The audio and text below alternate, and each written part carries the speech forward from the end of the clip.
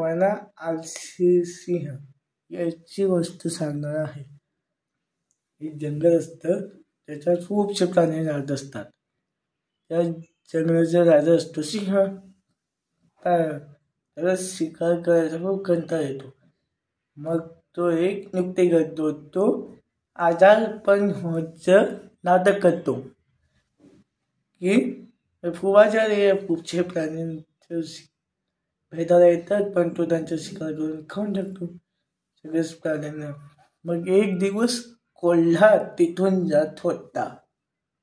सिंहाने कोल्ह्याला बोलवलं होतं. कोल्हा म्हणतो की मी काही असं तसं तुझ्या हाताला येणार नाही, कारण मला आत त्याचे पॉलेचे तसे दिसतात आहेत, पण बाहेरचे नाही दिसत आहेत. म्हणजे ते बाहेर नाही येऊ शकले. तू त्यांचा शिकार करून खाऊन टाकलं आहे, म्हणून मी काही असं तसं हातात देणार नाही असं म्हणून कोल्हा तिथून पळून जातो. आणि सिंह आपले वाटच बघत बसतो.